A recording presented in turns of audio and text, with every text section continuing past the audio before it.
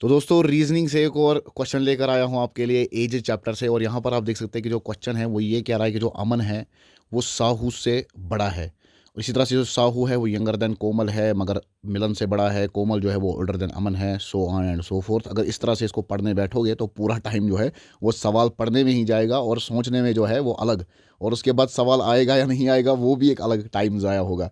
तो इसीलिए मैं इस दिखाता हूँ कि शॉर्ट में ऐसे सवालों को किस तरह से जल्दी जल्दी करते हैं और बिल्कुल एक्यूरेट आंसर निकालते हैं।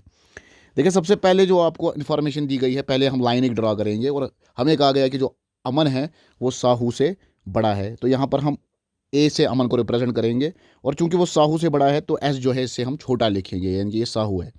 अब जो साहू है वो छोटा है कोमल से, ठीक है।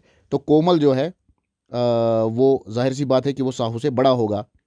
मगर अभी जो है हम ए और के को बराबर रखते हैं, अमन और कोमल को, क्योंकि हमें नहीं पता कि इनका आपस में एज डिफरेंस क्या है। तो फिलहाल हम इनको बराबर रखते हैं। मगर ये हमें पता है कि जो साहू है वो कोमल से छोटा है। मगर Sahu is younger than Komal but older than Milan. तो मिलन जो है वो साहू से छोटा है, ठीक है, यानी कि मिलन इससे भी छोटा होगा। अब ये कह रहा है कि कोमल जो है वो ओल्डर देन अमन है। अब ये जो कोमल है वो अमन से ओल्डर है, यानी कि कोमल जो है वो इससे बड़ा है। तो ये हमें पता चल गया कि अमन और कोमल में क्या रिश्ता है, यानी कि कोमल जो है वो बड़ा है इससे।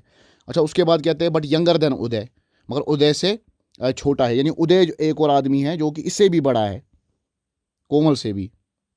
क्योंकि ये कह रहा है ना कि बट यंगर देन उदय, कि Komal is older than Aman but younger than Uday. तो उदय जो है जाहिर सी बात है कोमल से भी बड़ा होगा। तो who is third oldest among them, तो थर्ड ओल्डेस्ट कौन है? देखिए, सबसे छोटा तो एम है, दूसरे नंबर पे एस है और तीसरे नंबर पे यहाँ पर ए है। यानी इसका जो सही आंसर है वो अमन है। समझ आई? तो इसको कहते हैं बेस कंपैरिजन मेथड। तो इसी तरह से ऐसे सवालों को जल्दी जल्दी हल करते हैं।